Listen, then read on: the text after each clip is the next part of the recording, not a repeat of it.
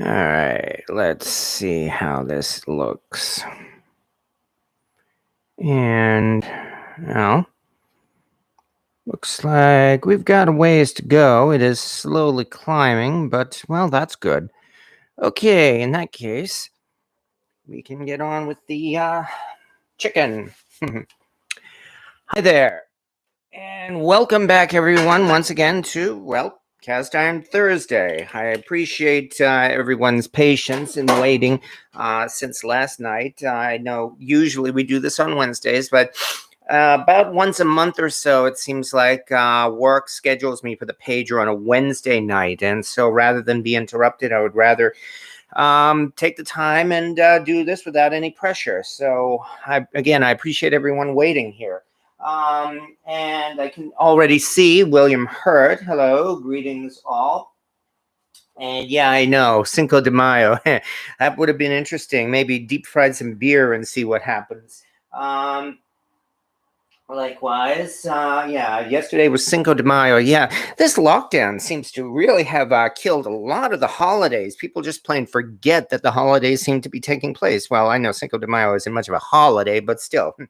Anyway, as I mentioned, basically, especially since yesterday was Cinco de Mayo, I guess the motto last night would have been eat, drink, and be merry. For tomorrow we fry.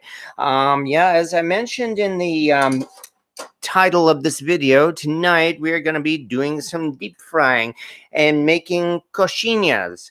If you have never had coxinha, it's one of those things you really don't know what you're missing, and you've got to get yourself somewhere to a Hispanic market or restaurant or something where they actually serve these things. They are simple to make, they're easy, they're not too expensive, and they are delicious. They're an extremely popular street food, especially down in Brazil. And yeah, once I tried them, believe me, there was no turning back. That's why, especially after making South African street food last week, turned out so well. I figured might as well do some Brazilian street food, and that's what we've got tonight here. It's going to require, yeah, the preparation is not quite done, but almost done. So that's why again I'm focusing on the kitchen rather than on my ugly face. In that, let's get down to it. As you can see, we are going to be deep frying here in this Griswold Dutch oven because it's a good way to help with the seasoning as well. And now from here, let's turn the view over a little bit to this setup here. Pardon the roller coaster as always. There we go. Where we have got ourselves some pulled chicken. Quite a bit of pulled chicken, for that matter. Now, most recipes for this coxinha say to boil the chicken until it falls apart, and that does work. And it's definitely faster too. You can probably do that in like an hour and a half or so. But I prefer making my pulled chicken the way I make pulled pork, in that I put it in a Dutch oven and slow cook it at 250 degrees for about 6 hours or so. And the result, as you can see, is, well, just as good and I think a little more flavorful. For the record, those were chicken breasts. Skin chicken breasts, not boneless, skinless. As I said, I put them in a Dutch oven, just liberally sprinkled them with salt, pepper, and garlic powder, covered the pot, and just, again, slow cooked them for about 6 hours. I did not even add any additional water, as you can see, that wasn't even necessary. Now, might be an extra bone still in here, though, so let's get rid of that. Otherwise, though, the ingredients for this thing are really no more than the pulled chicken, as well as whatever seasonings you want to put into it. So one of the crucial seasonings, though, to go with this is, in fact, cream cheese. I'll get to that in a second. First, let's throw in a little bit more, some salt, some pepper. Yeah, I know I'm using pre-ground pepper instead of my pepper grinder tonight. And let me see, a little garlic powder. Well, not quite that much. A little bit of garlic powder. And of course, especially since this is a Latin American dish, you got to have a lot of parsley. always have a lot of parsley in these type of things. That should be enough. And then from there, just, oh yeah, that's right. How can we forget? As I mentioned already, we've got some cream cheese. This will definitely add moisture and flavor to it. Maybe I should have cut this before I went live. Opening one of these things of cream cheese is always fun. Let's do this as quickly as we can. Open. Yeah, right. Yeah, right. Open. Says you. Let's try this. And if this doesn't work, we're going for the scissors. Hey, it worked. Amazing. I think that might be the first time that's ever worked for me. And plump. There we go. Now we just briskly mix it all in, and our filling is ready. Okay, I got to do this as quickly as we can. I don't want to waste time, because actually after this, we get to what I really like about this dish, and that is actually the dough. As we mentioned, yeah, these things are essentially like a type of chicken croquette, in that you wrap it in dough and deep fry it. And yeah, maybe I should have used some softer cream cheese. Oh well. But this kind of dough really turned out to be wonderful, and it's one that I'm more than happy to be making again tonight. Now, the dough itself is really nothing special. In fact, let me turn the camera back over one more time. And notice behind the Griswold Dutch oven, got the Wagner aluminum pot here, where, there we go. All it is equal amounts of chicken broth and flour, and that's pretty much it. In this case, I brought 4 cups of chicken broth to a boil and mixed in 4 cups of flour, and that's it. Stirred it all together. Because it was boiling hot, it was actually hard to really stir it properly. But that's okay, because I've let it cool down some, and all we have to do is take out the pieces of dough and mash them, or knead them together into little balls, and that's it. Now, this dough is really wonderful, I find. It has a really nice, spongy type of consistency. It's really easy to knead, and it holds together very well. What are you going to tell me what the sorcery Yes? that happens? The what? What are you going to tell me about the sorcery that happens? Which one? In terms of the mashed potatoes. Oh, yes, that. Yeah, that is actually the amazing thing as well, is that when it's done in, when you mix it into these coxinhas and deep fry them, it does not have the taste of dough. I mean, quite frankly, for years as I was eating these things, I honestly thought this was chicken, pretty much surrounded by mashed potatoes. It has a creamy consistency to it that I swore was actually mashed potatoes, until I found out it really is just no more than chicken broth and flour. And Sorcery. yeah, Chicken sorcery. Broth, chicken broth, flour, and sorcery. And pretty much, yes, chicken broth, flour, and sorcery. So once again, this is what I like to call cooking magic, and of the best kind too. If you have not tried making this dough, I really, really suggest you do so. Not only because it's easy, but the consistency is wonderful. I've also made a pot pie with this dough, and I really liked it. Anyway, let's get back to here, and let's see a little bit more about these comments as well, because I don't want to miss anyone. Yeah, didn't even think of that. Hello again, Papa Dan. Got supper on the stove. Be back ASAP. And Bookworm 73, and Edmund Boyles, and Fluffy Otter, and what? Where's Pegtooth? Pegtooth isn't here yet. Hopefully she'll show up. Papa Dan, I'm back with my supper now. William Hurt. Cooking is rife with opportunity for alchemy. Oh, yes. No.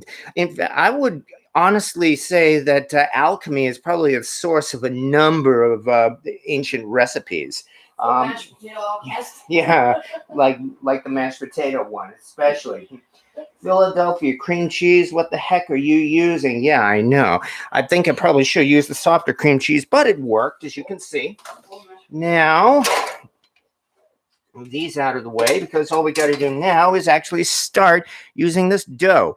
Yeah, let me turn this over a little bit just to show you. All I got to do is get a big handful of this dough. And then from here, as I said, it still needs a little bit more kneading, but not much. I mean, it's really as easy as that. You know, you just knead it a few times and we've got ourselves a nice ball of dough. This thing is really strong. It feels almost rubbery, but I mean, that's the nice thing is that it holds together very nicely.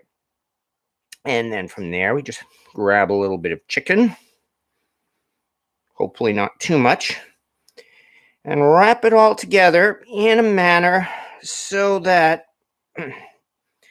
it comes up in a pear type of shape. I might not have used enough dough, in fact, or I may have used too much chicken. So, however, the nice thing is that this dough holds together very, very nicely, too. Might have used too much chicken in that one. All right, but nonetheless, this is the first coxinha. We'll stick it over here. You can see in the background. And we will just keep repeating this for a few minutes. Grab a little bit more dough. There's really nothing to it. Oh, excuse me a second. Kitty on the table here. Oh, great. What'd he do? Hey, you. Off the table. Off. Sorry about that. Now I gotta wash my hands.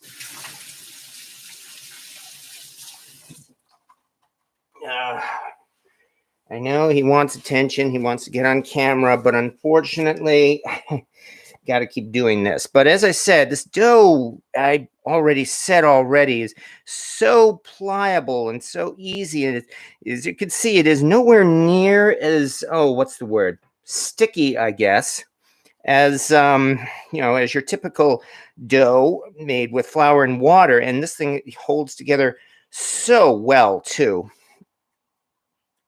Let's just grab a little bit more of this chicken, maybe a little less than the last time.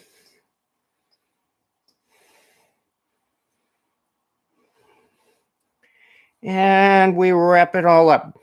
The coxinha, when I did a little bit of research into this, one thing I learned is why these things are traditionally shaped like pears. They're actually not shaped like pears. They're shaped like chicken drumsticks. The origin of this comes from, and you know how a lot of famous foods really start off with urban legends. I mean, you name something, and there's pretty much a legend of how it started. This one apparently did start in Brazil, and it was originally made for, I believe it was the Queen of Spain who came visiting one year. This is, we're talking like a couple of centuries or so ago. And she really, really liked chicken, especially chicken drumsticks. Unfortunately, the chef who was tasked with the job of making her dinner found that he was out of chicken drumsticks. And so he improvised and came up with this, chicken wrapped in dough, and he intentionally put it in the shape of a drumstick or something that looked like a drumstick. And reportedly, the queen loved it. And that was how the coxinha was born. That's also why these things are not just round. There are ones that are round, but traditionally, coxinha, folks will not recognize it as a coxinha if you just roll it into a ball. It has to look more like a pear, or actually, as I said, it's really supposed to look like a chicken drumstick. And we've got 3 down. There's so much here, in fact, I'm probably going to have a fair amount of chicken left over. Gosh darn, we're going to have to find some other way to eat chicken. Oh, how horrible. What else do we have? John Nathan Chopra. Hi. And yeah, Jimmy Langford and William Hurt and Joe Perry. Welcome, everyone, Joe. Yeah. And yeah, as I mentioned, there is cast iron tonight here. We are going to be doing some deep frying in a Griswold Dutch oven. There are so many things you can deep fry with, but I decided to bring out the Griswold, both just to show it off on camera and also because it does need to have a touch of seasoning added to it. And really, with cast iron, one of the great ways to season or help season a Dutch oven is to do some deep frying. There are a few things that are better for deep frying than cast iron. Well, I mean, there are a few things that are better for anything than cast iron. And we mix up a little bit more chicken. This cream cheese is getting my fingers sticky. And then from there, after this, we are going to roll it, dip it in egg wash, and roll it in breadcrumbs. And that's it. I mean, as you can see, this is really not that hard to make. It does take some time. I mean, whether you take, or maybe a little more dough, whether you take a couple of hours to boil the chicken or do what I did and spend most of the afternoon slow cooking the chicken. And then after that, the dough, because you're adding the flour to boiling chicken broth, I mean, that will take at least an hour or so to cool down. So a lot of it, as you can see, is waiting. But once the waiting is done, the rest of it is not that hard. And yeah, this is probably the type of thing you could do with kids as well, especially since they know they're going to be making it with chicken. And as anyone also knows, kids are much more likely to eat it if they help to make it themselves. That's 4.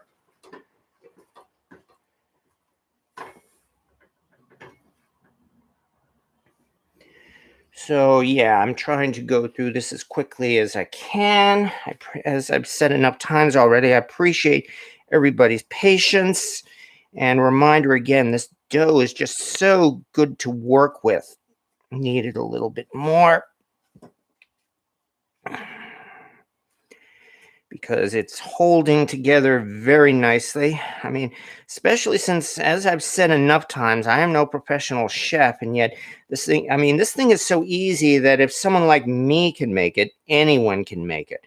And that's why I would indeed highly recommend that you give something like this a try. This is another one of those great foods that no one has heard of if all they ever do is eat takeout or go to a mall food court. Well, there haven't been any malls for the last year. Then if they just get their usual delivery pizza or maybe even KFC or drive-through burgers, it's not likely that these folks have ever heard of coxinha, and that's their loss.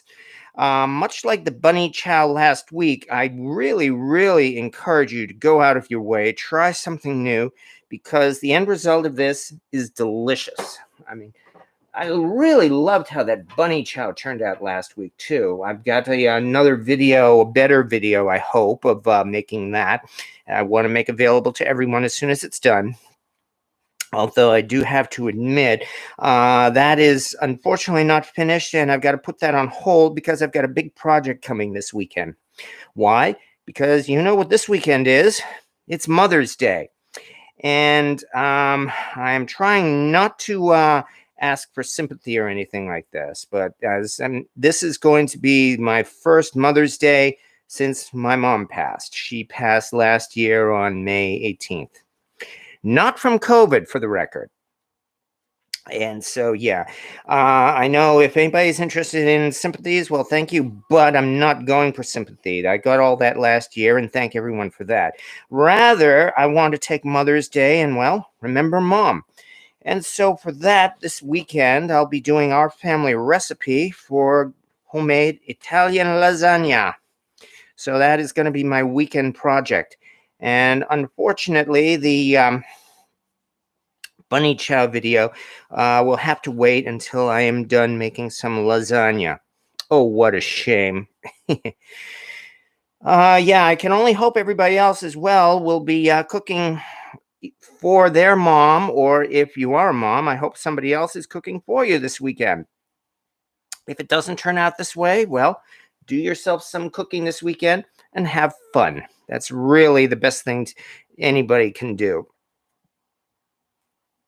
There we go. See how easy it is, how well this dough holds together. I mean, it's not really sticking to my hands and it's not coming apart. It is holding its shape very well and very easily. Got to pinch it closed in a couple of places. But anyway, I've already up to half a dozen of these things now. Here is number 6. My hope is I want to make it to 12. We'll have a nice dozen of these things.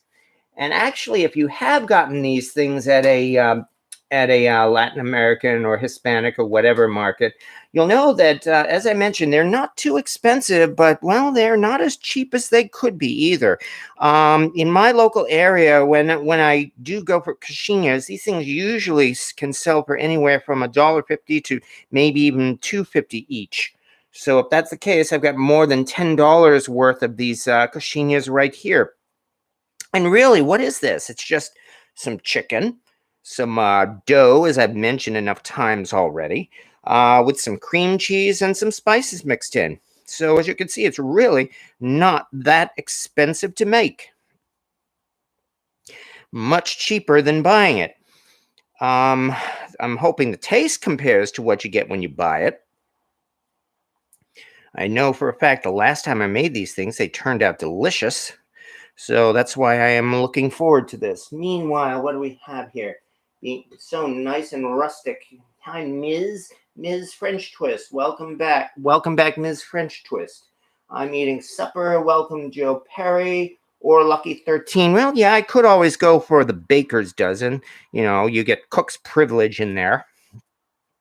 I don't want to spend too much time wrapping these things up because we've got to get down to the frying, of course. I mean, after all, folks want to see cast iron, and I love to show off some cast iron. I'm just a little busy right now wrapping up. That's lucky number 7 right there. I think I'll put it over here. And anyway, I probably am about halfway through the dough as well. So that's good.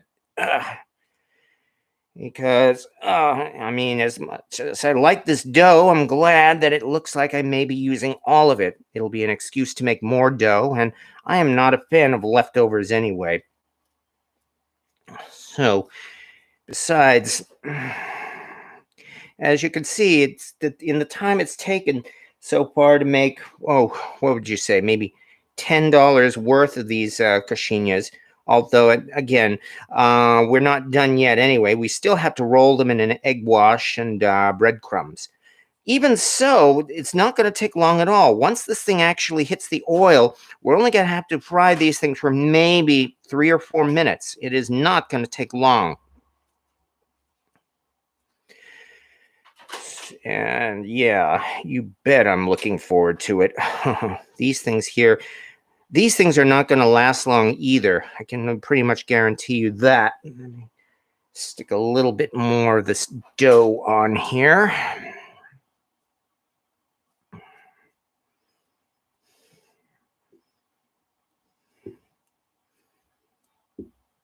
Okay, and besides, once these things set on the rack, they'll be able to settle and maybe harden a little bit, which will be nice. Meanwhile, somebody is starting to crawl up my leg here. It's as though he might be looking, oh, I hear you have chicken, or I smell you have chicken. Gee, I wonder if I could get some chicken. Like this little piece that I'm about to drop down for him. Here. Boop. All right, that's so far we have 8. We're almost done, folks, I promise. Anyway, as I mentioned already, well, let's see. Let's talk a little bit more, I guess, about Griswold, which is a subject that I really haven't talked too much about in these chats. I mean, that Dutch oven that we have here and that we're going to be doing the frying in is a vintage Griswold number 8 Dutch oven, which is about 4.5 quarts. Actually, a little smaller than the typical 5-quart Dutch oven you can get these days from most modern manufacturers, but still good enough. This particular Griswold Dutch oven does have a patent date on the bottom of it, saying it was patented in 1920. I forget the actual day, but I think it might have even been in May of 1920. So that all indicates that, I mean, especially since the patent mark is down there, that means it must have been made only shortly after that patent date. In other words, that Dutch oven can date to the 1920s. So yeah, I'm very proud to be cooking in a Dutch oven that is just about 100 years old and going strong. The lid has a particular design which they call the button lid, only because it has a raised Griswold logo on it rather than anything engraved or sunk in or impressed, I guess. So it is a special kind of lid. The lid was a very kind gift given by a person on the cast iron cooking group several years ago. In fact, he is unfortunately moved on, but nonetheless, I still very much appreciate the gift, and I'm glad to say I've gotten a lot of use out of it. There we go. This is number 9. Naughty number 9. If anybody remembers multiplication rock. And 10 coming up.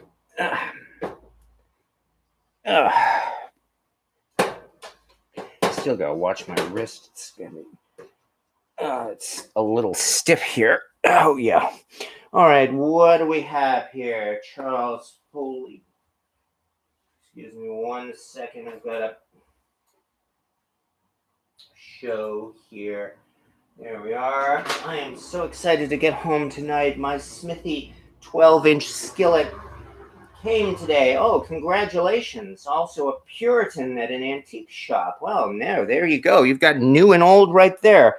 Supposedly made by Griswold. Yeah, yes, the Griswold did actually make some Puritans. I think another company, maybe even Favorite, made it. But yeah, the Griswold usually does have the trademark, well, not trademark, but a telltale sign, and that would have been the slanted or italic type of font for the numbers. Puritan, if I understand right, was a store brand made especially for Sears Roebuck. Yeah, you remember Sears was the big name for so many decades in terms of, well, I guess you could say middle of the road retail. You know, it was not as fancy as Macy's, not as cheap as, say, Woolworths, but Sears was, again, they had a lot of their own store brands. They still do. Wait a second. I think Sears and who was it? Kmart. I think they may have finally gone out of business or restructured or something like that. But nonetheless, Sears had their own store brands, as everybody remembers. You know, you could buy a Kenmore stove. You could even buy Kenmore Dutch ovens right up until the final days of today. Not to mention their Tough Skins jeans and a whole bunch of other things.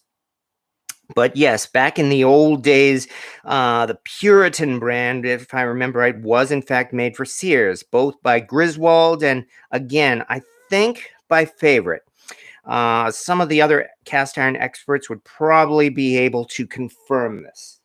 Charles Foley, it would throw off the recipe, but this would go great with roasted shredded pork shoulder. Oh yeah, definitely. If you're talking about this dough, oh, as I said, please get this dough and experiment with it. I'm sure pretty much whatever you make, it will turn out great. As I mentioned, I made this dough one time and made a pot pie with it. We are at so far we've done 10. I'm working on number 11. I think we might just barely have 12 here. So I think I called it. I will repeat. The dough here was 4 cups of chicken broth brought to a boil. Yes, I guess you can use stock as well as broth. I know there's a difference between stock and broth. Stock is better, but chicken broth is just fine, brought to a boil. And then when it comes to a rolling boil, you mix in an equal amount of flour. So in other words, 4 cups of chicken broth becomes 4 cups of flour. You mix it in and then let it cool because it's boiling hot. And especially because it's boiling hot, even though they talk about kneading it into a dough at that point, you really can't do that. It's way too hot, which is why you do some more, which is why I'm doing some more kneading right now. And it's not difficult to knead. And for about the 5th time or so, as I said, it holds its shape really well. Yeah, we've got a lot of leftover chicken here to make. We'll have to make something else with this, like maybe a pot pie, for instance. Nonetheless, we simply press in the chicken and start kneading this into the shape of a drumstick, or as some would say, a pear, or people have even called these things crunchy Hershey's Kisses, although they don't taste anything like a Hershey's Kiss. Come on. Maybe because I'm getting to the last of the dough, maybe I'm starting to rush or something. That's why I'm gotta be careful and take my time here. And with that, we do have number 11. So, last one coming up. Yeah, as I said, just about done with the dough here. Just scrape the rest of this out. There we go. That should be just enough. This and a little bit more. Appreciate everyone's patience in this step. We are almost done here. All right. Looks like just enough. So that 4 cups of chicken broth and 4 cups of flour gives us enough dough, barely, to wrap up 1 dozen or 12 coxinhas. Okay, I'm not going to be able to get to number 13. That's all right. There's a lot of this chicken left over. Well, actually, these things were on sale at Price Chopper, so I ended up getting like a 5-pound package of bone-in and skin-on chicken breasts. And, well, as I said, we won't have any trouble eating the rest of that. Oh, yeah, definitely not. Unfortunately, got to scrape out a little more dough here, best I can, to wrap up the rest of this. Kind of messing this one up, sort of. So we slow down. Yeah. Yeah, I probably put too much chicken into this last one anyway. All right, let's see what we can do about this.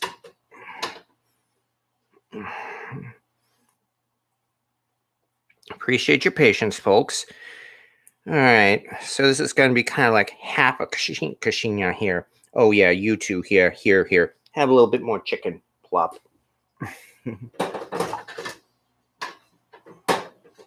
Well, at least there's not going to be any leftovers of this dough. There we go. Once we dip this one in egg wash, it should coat nicely. Could probably use a little bit more dough. I'm not sure how much more I can scrape out, though.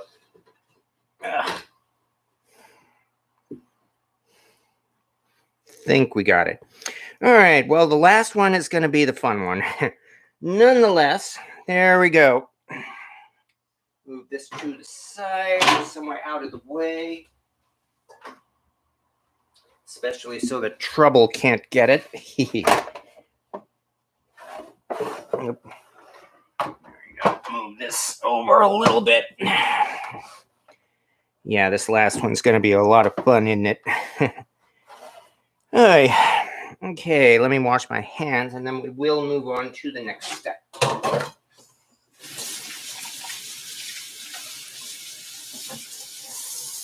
Okay, also definitely time to check the comments again.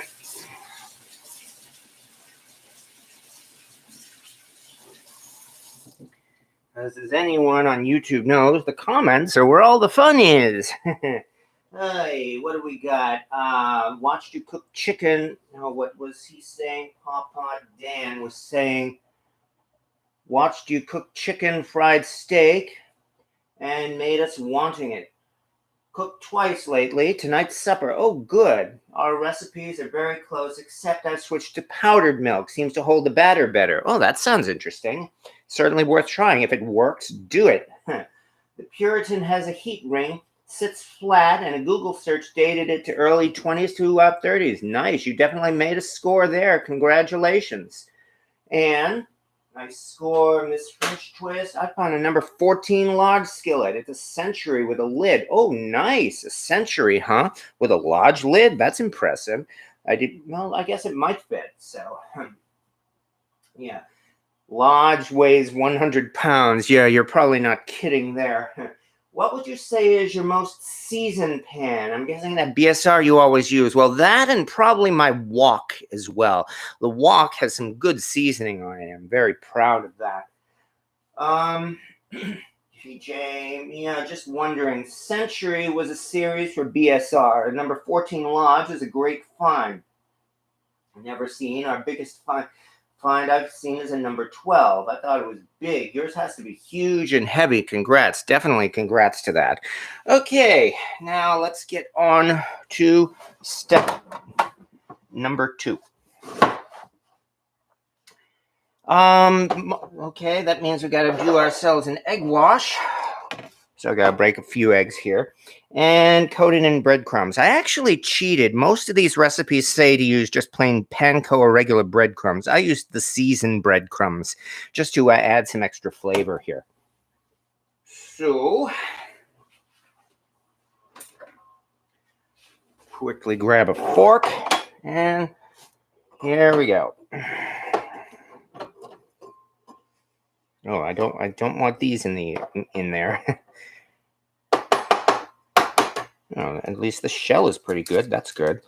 Last batch of eggs, the shells came apart really easily. Whoops, speaking of shells, my bad. Well, that was easy. A lot easier than usual for getting shells out of this. And now, we do this again. Yeah, these must be fresher eggs or something. Because, again, these shells are thicker than the last batch. Thank goodness. Whoops, there goes another piece. So far, I'm 2 for 2 here. And hey, that still wasn't hard. Definitely, as far as these are concerned, it could be a lot worse. And number 3.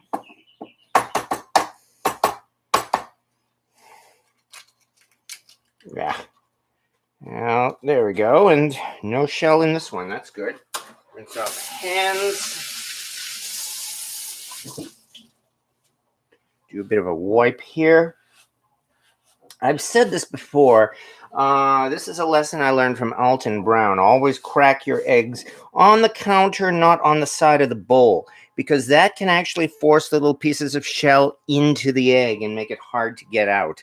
So I would rather do this method because you can easily wipe up the, you can wipe up the counter with no difficulty at all. Also, because we want this to be a thick egg wash, I am not going to give it a dash of water and loosen it up. I think I would rather keep it nice and thick here. And excuse me again, Trouble is acting up. 1 second again. Okay, Trouble, you move away. Stop playing with the wires.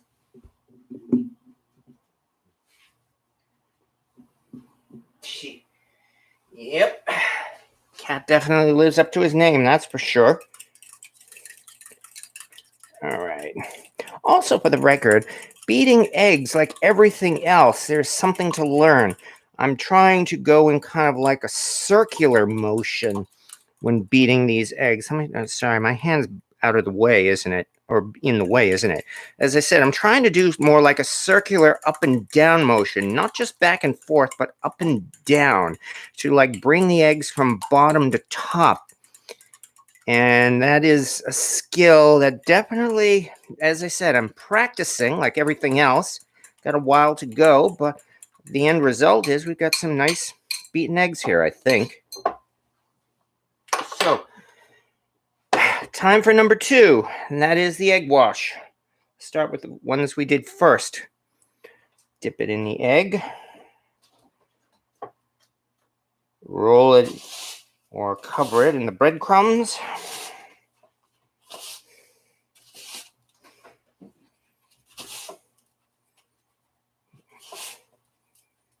Here's one. This will not take as long as it did to wrap these things up, that's for sure. Here's 2. Oh yeah, I am glad I got those seasoned breadcrumbs. Boy, those smell good. You know, those are those so-called Italian breadcrumbs, meaning they got the usual Italian type of spices in them. And yeah, man, this does smell good.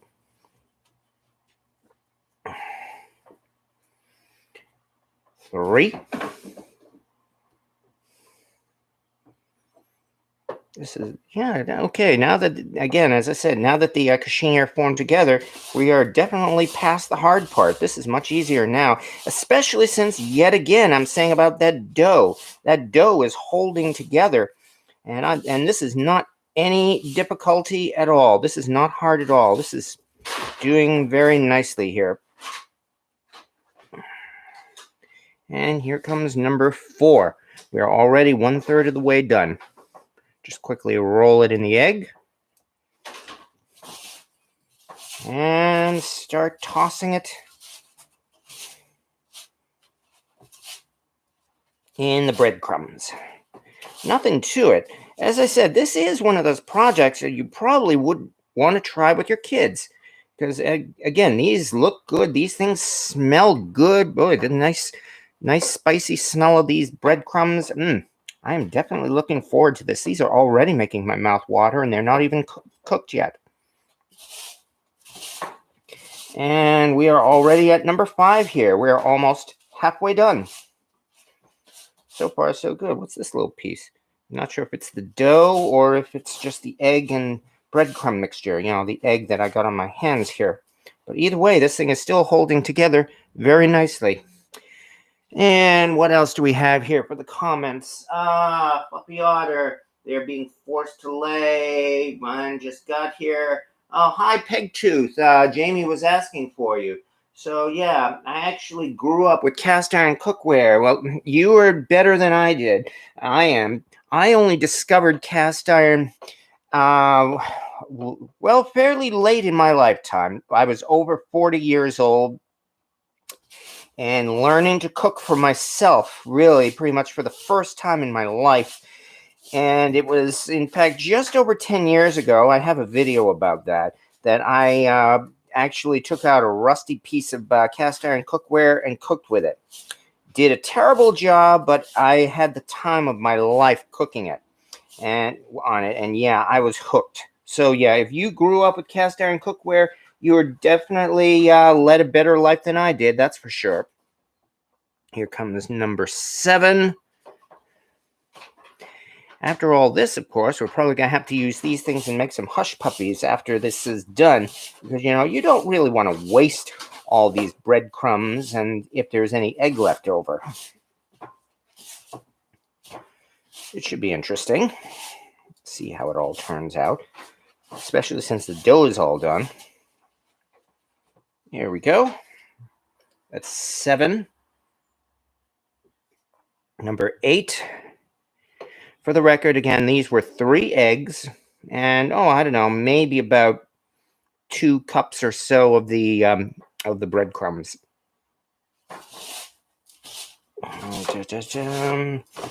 Going as quickly as we can. This is not hard, as you can see, fortunately. Yeah, I like this. And you can see as well why this is street food.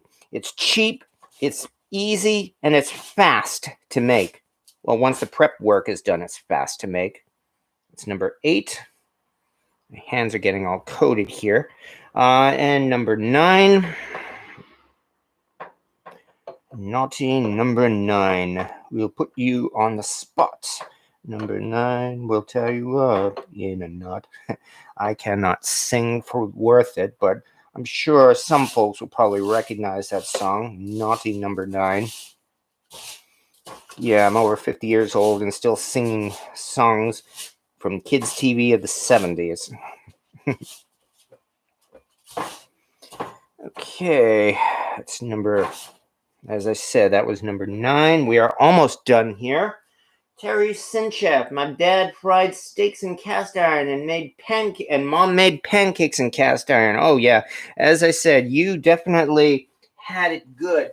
And I'll bet as kids you didn't realize how good you had it. I mean, I know even though we didn't have cast iron when we were kids, I never knew how good I had it when I had things like, well, my mom cooking for me, for instance. Yeah. So, yeah, I will be remembering Mom this weekend, as I said, but I'm going to be doing it in a good way. I promise, I am not trying to go for sympathy. I want to do about the good things. Like my mom, for instance, with making lasagna with my grandmother, with Nana, or my mom cooking her chicken. Most of the time, for her, it was baked chicken, usually baked chicken thighs, which there's nothing wrong at all with that. On the other hand, I'm fortunate that I did manage to introduce her to coxinhas several years ago, and yes, she loved them as well. That's number 10. We're almost done, and at this point then, we can check the oven, the oil. Now, I had the oil heating only slowly as I was doing this, and I forgot to dip this in the egg wash. My bad. I only had the oil heating slowly, so that's why I'm confident, that the oil probably still has not yet reached 350. Because, yeah, I mean, you don't want your oil to go over 400 and start to burn. That would not be a good thing. There we go. Number 11. And finally, the awkward one, which still seems to have settled in very nicely. So we will give this one a good coating. Make sure it sticks. Also, because it's the last one, and we still have a little bit of egg left over.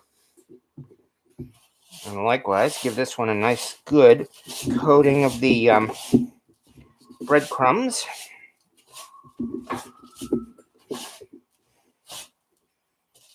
And and with that, ready for frying, we now have ourselves a full dozen coxinha. I have no idea if I'm pronouncing that right, but it sounds good. All right, I'll wash my hands once again. Thank you for waiting this long, folks, because now the prep is over, the waiting is over.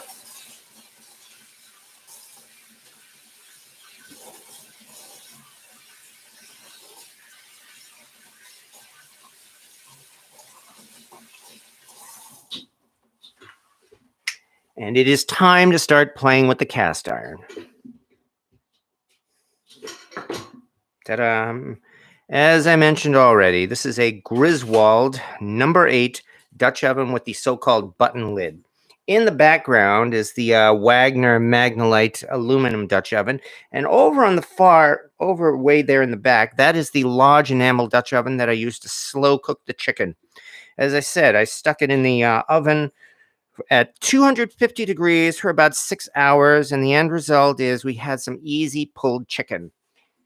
And I was waiting, yesterday, I apologize for that, Peg. I mean, as I mentioned already, it was delayed for a day because I was on the work pager last night.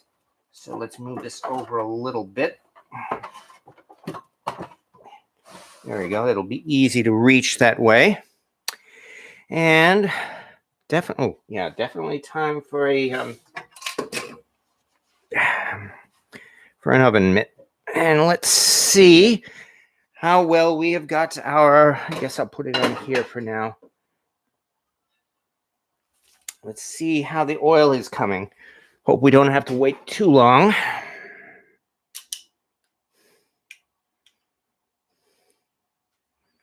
And what do we have? We have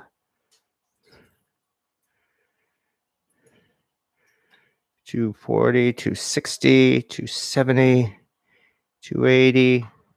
Looks like we are just past 290. Okay, well, we still have a little ways to go. Those are a couple of droplets of water from my own, from washing my hands here, dripping into the oil. So we're hearing a little bit. So I want this to reach about 360. That means it's time to turn the heat up somewhat.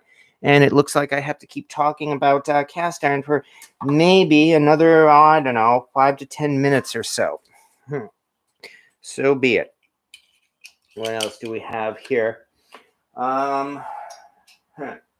Hey, Peg Toot, me too. Oh, yeah, that's right. Again, about last night. Well, as I said, that happens about once a month, it seems. I mean, everybody here in my workplace, we are all assigned to the pager about 1 day per week, but it varies, not so that 1 week it's Monday, then Tuesday.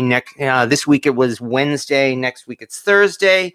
And then after that, I do start getting assigned to the pager on weekends, Friday night, and then Saturday, and then Sunday. Well, fortunately, it's all overtime pay, so it's not that bad. But I do appreciate everybody's patience, again, waiting all this time, from last night to tonight. And I do hope everybody enjoyed their Cinco de Mayo yesterday, as well as May the 4th be with you. Now we're at May 6th. Well, as I mentioned, as we all know, again, Mother's Day is Sunday. And if I remember right, I believe there's like another special day somewhere around May 15th or so. I'm going to have to check my calendar. I honestly don't have it memorized, I'm afraid. Oh, yeah. Well, yes. This year it's a little early, yes. But yeah, because this year Mother's Day. But sometimes it falls on the 15th. Right. So, okay. What do we got here? Were the BSR Spiders Red Mountain series produced at the same time frame as the Skillets, around 1930s to early 50s? Yes, they were. BSR produced their camp cookware, their camp ovens, and their skillets pretty much throughout the entire lifespan of their company. So there are very, very early Dutch ovens from their earliest Red Mountain day, not Dutch ovens, spiders from their earliest Red Mountain days. And they made these different shaped camp ovens back in those days that are practically impossible to find these days. The ones that have a different shape. If you look on the website, you will see about those ones. They seem to have discontinued their camp ovens. I'm not sure if they discontinued their spiders. I think they were making spiders, but they always were making spiders at a lower rate or amount, rather. Their cookware vastly, their kitchen cookware vastly outnumbered their camp cookware, that's for sure. But they did indeed continue making spiders all the way up into their latest days. I mean, my spider, in fact, is later, like maybe from the 1970s to 1980s or so. So, yet one of the funny things about those spiders, come on, I'm certain that we got higher than that before. Well, 312, 313, 314. All right. Well, we are still waiting for this thing to go. I mean, it is going up slowly. We're at about 320. We still have about 40 degrees to go, unfortunately.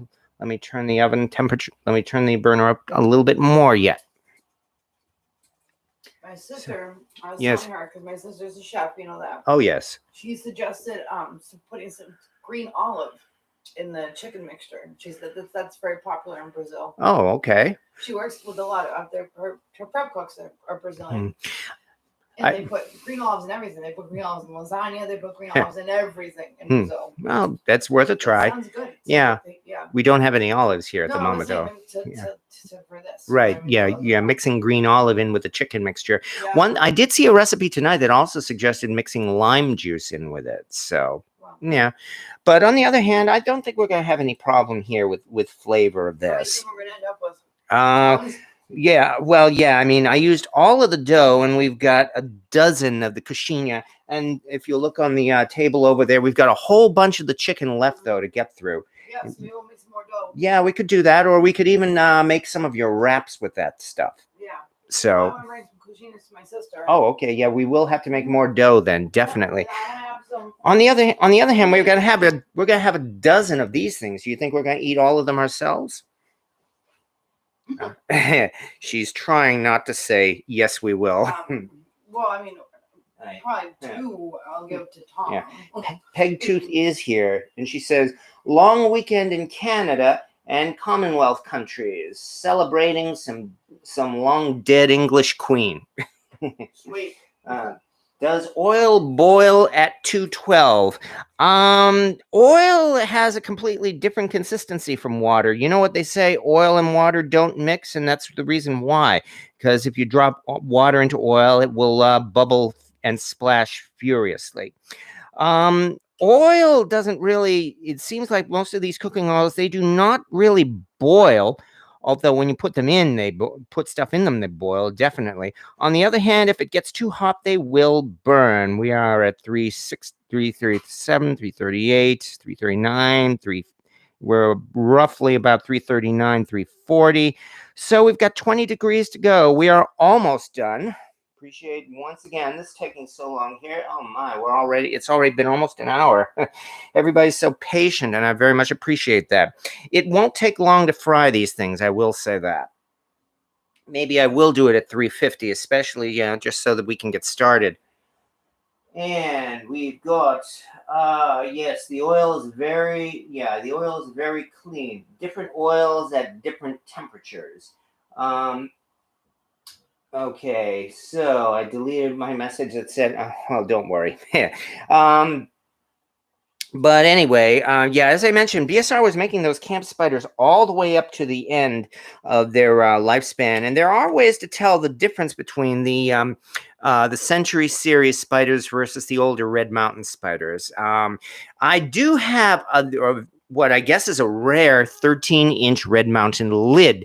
And I have no idea if I will ever find a spider or a BSR camp oven at 13 inches, but who knows? That's the thrill of the hunt. Maybe someday. The other thing about those spiders, of course, is that naturally antique vendors really don't know or pretend not to know anything about them, and you will always see spiders saying on sale at antique malls with labels like 19th century or cowboy skillet or Civil War or chuck wagon. It always seems to be those ones. Whenever they talk about selling spiders. Okay, yeah, as I said, I really don't want to wait forever. So I guess once this thing reaches 350, we will go, which should not be very long at all at this point. I press the hold button. Okay, 288, 310, 320, 330. Come on, 343, 346, 349, 351. Okay, good. It looks like the waiting is over. Hey, 355, 356. Excellent. Okay, definitely means time to fry. Thank you once again for waiting this long, everyone. So, away we go. Actually, I can probably do it this way. Let's do this. No, actually, I don't even need to do that. 1, 2, 3, and I think we can even do 4. Oh, gotta watch that oil there. But as I said, this is only going to take like maybe about 3 or 4 minutes here. And hey, we already have 4 of them. We're already 1/3 of the way done. So, yeah, all of that prep, whereas the frying is not going to take long at all. But here we are. We are frying ourselves up some coxinhas. Who could ask for anything more? Well, some pão de queijo to go with that. If anybody knows what that is, that is Portuguese or Brazilian cheesy bread. I saw a North Harrison and Chase waffle iron at this antique store for $67. Should I get it? It's supposedly 1860s date. Already got a Griswold waffle iron. Need to restore. I actually have never really cooked with a waffle iron. That's one of those many things I have yet to learn. But nonetheless, if you already have a waffle iron, really, to be honest, you have to be completely honest. Do you think you will use another one? Sounds like we still need to restore that first one and use it yet. I don't want to sound too grumpy about that, but I mean, as I mentioned already, I've tried to make sure all of my kitchen items are users in one way or another. I hope that helps. I mean, if you really want it, of course, I'm not one to say no. I mean, you know yourself better than I do, but I'm trying not to be a hoarder myself. I mean, I find I've got a few pieces now that I have to restore and then give away or sell or something, like that Wagner double fryer lid, for instance, that I found about a week ago, because I doubt if I'm ever going to use it. These things are frying up very nicely. Trying not to jiggle them too much, but as you can see, they are browning pretty good. This is not taking long at all. And what else do we have? Olive oil is good for flavor and very low temps. I have access to cheap canola oil here. I would rather have cheap peanut oil. Oh, yeah, I know. This is actually corn oil. I like frying in corn oil, especially because it has a higher smoke point. Does not seem to impart a lot of its own flavor into the food. On the other hand, when you mix corn type stuff, or especially fries, I find corn oil does a really, really good job with that. Which is why, again, as well, I mean, as you saw, even though this thing was past 350, there was no sign of any smoke or anything like that. So we are not close to the smoke point. Definitely have to turn this one over here. There we go, because we are almost done now. This thing is doing very nicely, and we're already a third of the way in. Unfortunately, when these things come out, they are, of course, going to have to cool off for a few minutes before we can actually eat one. This definitely has to turn over. There we go. That'll be better. When that little spot is done, I think these will be done. Do you know anything about Jones Offset Tab Combo Set? Jones, I do not know. Not off the top of my head, I'm afraid. I mean, as much as I've enjoyed making these videos on identifying cast iron, I cannot claim to be a real expert at it. There are ones who have a lot more knowledge of the vintage cast iron than I do, and they have corrected me in a number of instances. Even so, I do hope the information I provide is at least reliable. Living alone, I find it hard to use all of mine on a regular basis. Yeah, as I said, that was one of the reasons why I actually started this YouTube channel, why I started making these videos. Gives me an excuse to rotate through my collection and try to get as much use out of these things as possible. I mean, like I said, yeah, what?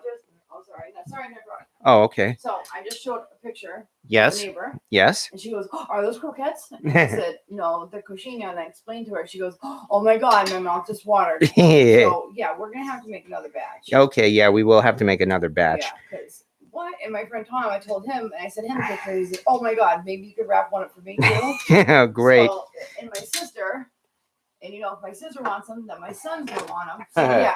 Yeah. Yeah, these things are as popular down in Brazil as burgers are in the US. Yeah. This isn't going to work, is it? Yeah, that's no good.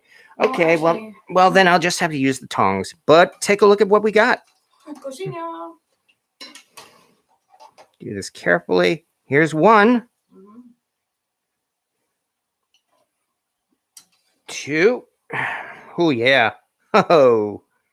You know, I'll bet it probably browned a little bit more, especially because I was using the spiced breadcrumbs rather than plain breadcrumbs.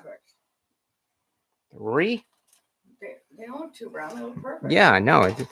I mean, I like how they turned out. I mean, these things, yeah, I have to say. They look gorgeous, my darling. They look gorgeous. Yeah, they do look good. Forget a diamond ring, man. I know some people, Put a coxinha on a band. A couple of times I've got comments about why am I putting this back on the same rack where the raw chicken is? Except that this isn't raw chicken this time, folks. It's cooked chicken wrapped in dough, dipped in egg wash, and then dipped again in breadcrumbs. And a little bit of egg. I mean, what are the odds, really, in any way that we're going to be contaminated by the egg in this? Yeah, no, there's no trouble at all with that. You know how I am about food. If there was any chance of cross contamination, I would have said something. Yes. Now this stuff is boiling because we've got stuff in it, of course. Temperature is at 280, no, 290, 300, 310. Oh, well, it is going up pretty fast. I like that. I'm glad about that. So there wasn't too much of a temperature drop. Once again, when this thing gets over 350, then we will be able to fry again, and we're already at 335, 336. It looks like only a couple more minutes for the next batch. Okay, I don't even remember what I was talking about before.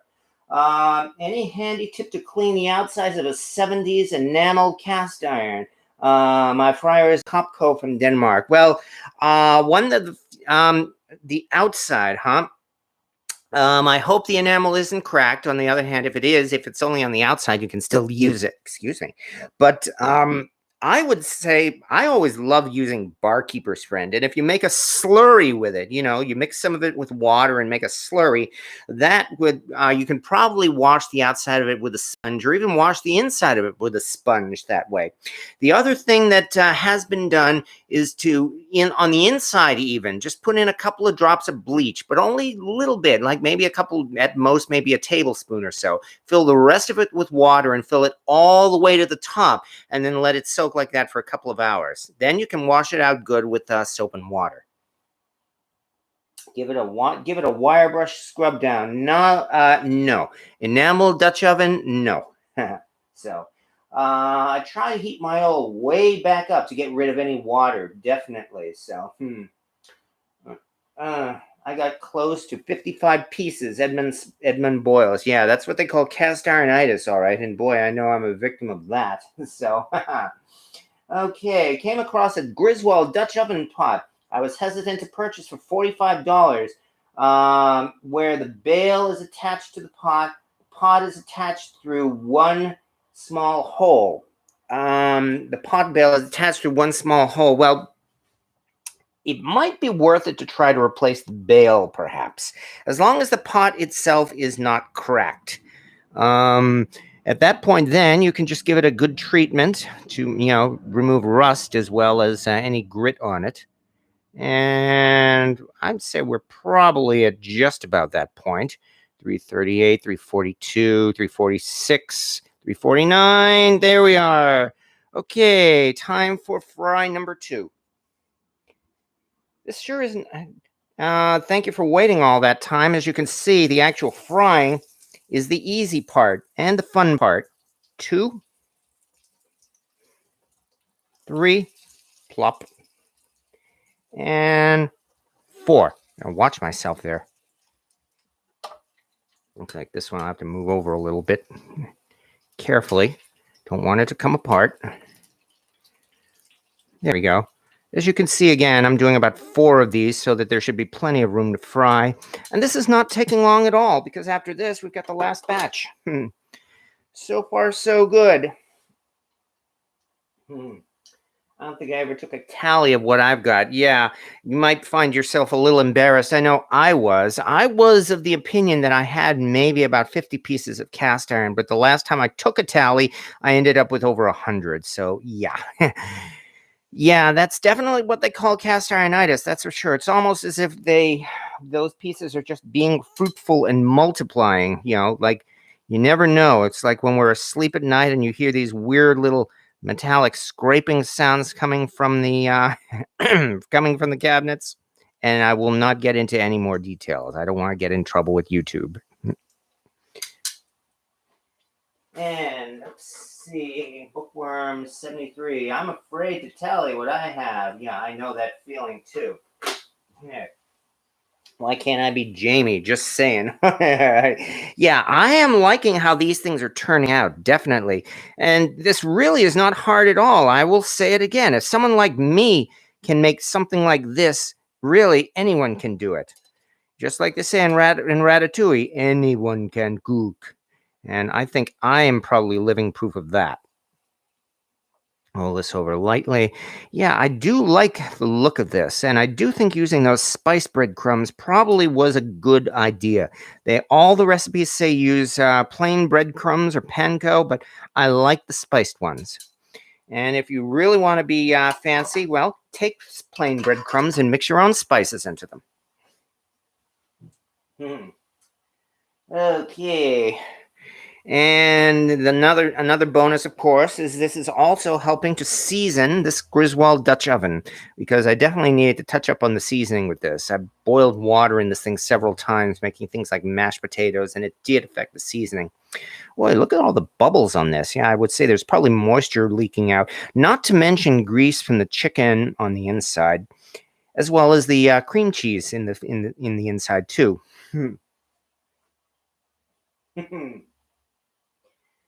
But, oh yeah, I hope this was worth the wait. I think it will be. Once these things cool off, that is. Of course, now it seems like our neighbors have dibs on all of them, so I guess we are going to have to do another batch of dough and make more coxinhas. Just not tonight, because unfortunately it's only Thursday night, not Friday night. And besides, as I mentioned, I've got another major project for this weekend, which is important. Mother's Day lasagna. And I am definitely looking forward to that as well, both to remember and celebrate Mom, and also because my family recipe for Italian pasta sauce is one that I'm very proud of. Very easy to make. I will honestly say, as I learn to cook, and I'm trying not to boast here, I learned that my family really was not much in the way of cooks. Even my dear grandmother, my Nana, they knew a few dishes that they could make wonderfully. Yeah, my grandmother's Italian lasagna was out of this world, but they did not know a huge amount of recipes. They were not really much for experimenting or trying new recipes. They just pretty much made the same things over and over and over and got really good at that. And what they made were usually very simple dishes, which is one thing I think I've inherited from them. A love of making very easy and very simple dishes. Like, for instance, Nana's Italian pasta sauce. I mean, it's so good, but it's made with very basic ingredients, like Italian sausage, some pork, some country pork ribs, tomatoes, of course, salt, pepper, garlic, a little bit of sugar, oregano, and that's about it. Then you cover the pot and slow cook it for a few hours. I mean, you could add red wine to it, but they never did. You could add mushrooms and other things to it, but they never did. So, and I have the dearest and greatest respect and loving remembrance of my grandmother and Mom. I can only hope that I've learned a few things about cooking, and I can only hope they approve. Actually, I know they would, because I did cook for my mom a few times on Mother's Day. If you look on my channel, you'll see there is one video I'm proud of where Mom and I made Nana's lasagna for Mother's Day. That was several years ago. Another time, a few years ago, I made Mom a prime rib for Mother's Day, and that turned out great. I used the reverse sear method, for the record, for that prime rib. We are almost there. Oh, yeah, that's hot, all right. Almost there. Just give it maybe another few seconds or so, and then we will be done with the second batch. I have found cleaning stains from porcelain. Thanks, those Mr. Clean sponge pads work great. Only need very light elbow grease. Ooh, sounds great. Bookworm, I know, it's right. There's a lot of oil. That's a lot of oil. Are you wealthy? No, I am not wealthy. I got this oil pretty cheap on the other hand, as I mentioned, this is a number 8 10-inch Dutch oven. So at most, it is about 4.5 quarts. And this is not even half full. So, whoa, careful there. Don't want to splash it. So at most, this is perhaps a quart and a half, I think, of oil, which is not really that expensive. And for something like this, I'd say it's worth the expense, especially for something like this. So we 8 down, 4 to go, and then we will be all set. Because unfortunately, as I said, it's a work night. And is the hold thing on this? Yes, it is. There we go. There we go. 230, 268, 290. All right. For the record, on my electric stovetop, I have the burner at about 6, just over half, and it's doing a good job of heating up this oil, as you can see. It's not overdoing it. At no time have I been at any risk of actually burning the oil. 342, 343, maybe another couple of minutes at most, and then we will be ready for the last batch. How do you use that oil over again? Well, first of all, you have to let it cool, maybe overnight. Then you strain it. Use a strainer or a cheesecloth or fine mesh or something. That way you can get rid of the grit, and then you pour it into a metal container. Then after that, you will be able to reuse it again once or maybe twice. Some people, I understand, use their oil over and over and over again. But, well, after a while, the oil does tend to burn, and you've got, it's imparts a really bad taste. But, reusing the oil is a good thing, especially if you do a lot of frying. And as I did mention, it seems like we do have to make another batch of coxinhas. So, well, at least we've got the oil for it here. Look for cheaper oils where you live. Yeah, that's the other thing, too. Don't go to whole paycheck market. Go to cheap places like Price Right, for instance, where you can find cut rate cooking oils. If you really care about the quality of your oil, and believe me, do not get me started on organic GMO stuff. I'm not going to get into that argument. But nonetheless, I realize if you want to get into the quality of your oil, that's, of course, is up to you. I do not have a problem going to places like Price Right or the like and buying cut rate oils because they work just fine, as you can see. Although, for the record, this is Mazola. It's not the store brand this time. On the other hand, if I were doing a really big deep fry and I had to get like maybe a couple of gallons or more of it, I would definitely go for the cheap stuff. Based on the number of cast iron pieces that everyone is acknowledging that they have, I'll save y'all seats at our next Cast Iron Anonymous meeting. Tell me about it, yes. Hi, my name is EW, and I have cast ironitis. Hi! And here, as they say, you know what they say, and I think it's about time for the last batch. So I will measure this, and then we will talk again. Whoa, this is starting to slip. Watch yourself. Okay. 311, 325, 335, 342, 351. Oh, yeah, we're definitely done here. Last batch coming up. 1. I'll watch myself here.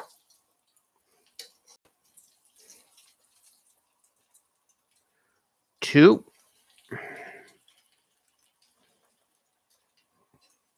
3.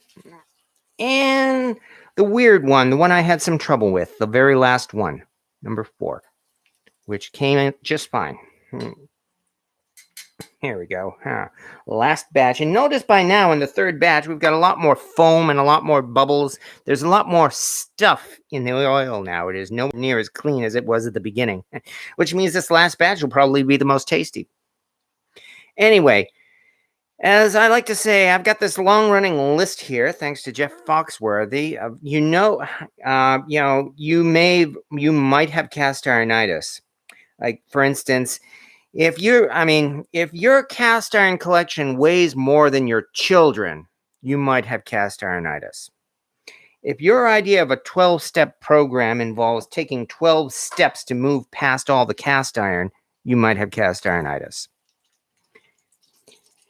If you actually, if you watch reruns of the Andy Griffith Show because you hear that Aunt B was cooking in a vintage Griswold, you might have cast ironitis. If you hide cast iron in your truck and hope that the wife doesn't find it, you might have cast ironitis. If one of your great fears is that when you die, your wife will sell your cast iron for what you told her you paid for it, you might have cast ironitis. And so on and so on and so on. Later, guys. Edmund Boyle's got to go back to work. Oh, well, have fun. That's the best I could say. We're almost done here anyway. This is only going to be another few minutes at most. So, as always, thanks everybody for waiting this long.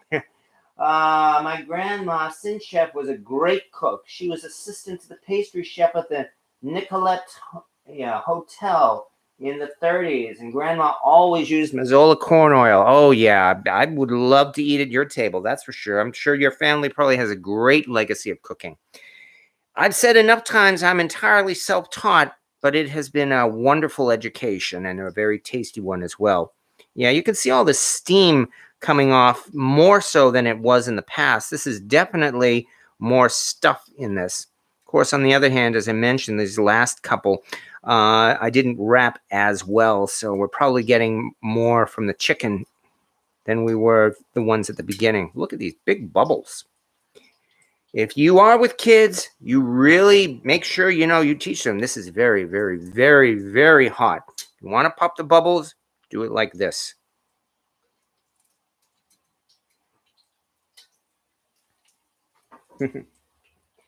Notice that I didn't say how much cast iron that I have. Night, Edmund Boyles. If you have a house where you might have to navigate around cast iron, you might have cast ironitis. Oh, definitely. If you take down pictures from your wall and hang up skillets instead, you might have cast ironitis. If you sit down and watch cartoons with your kids because you see a picture of a cast iron pan in it, you might have cast ironitis. If you actually recognize the brand of a pan just based on things like the shape of the handle, you might have cast ironitis. Guilty. And look at this. These last ones are almost done. That didn't take long at all. I'm betting this oil is probably heating up too much. In fact, I think I can even just turn it off.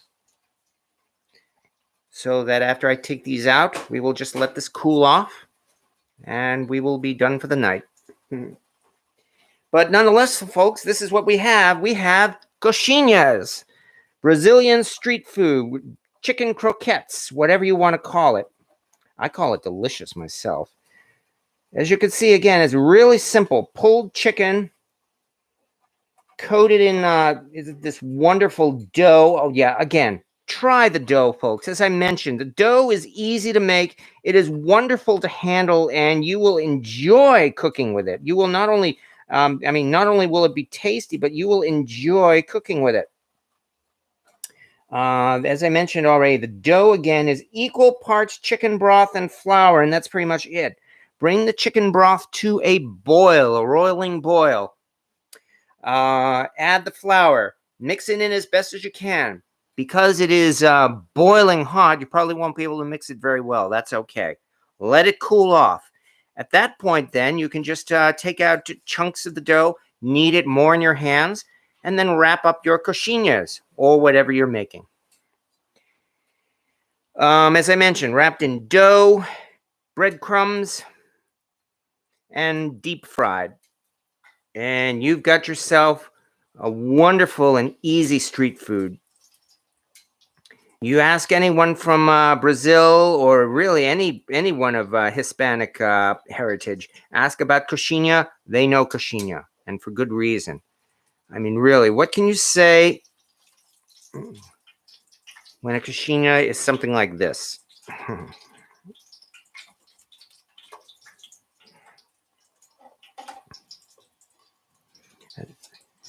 That was easy to make. Looks like they all turned out okay. Oh, this one looks almost picture perfect.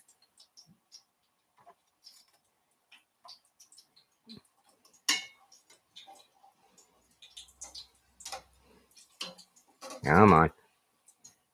Number 11. And finally, number 12. Even that one turned out just fine.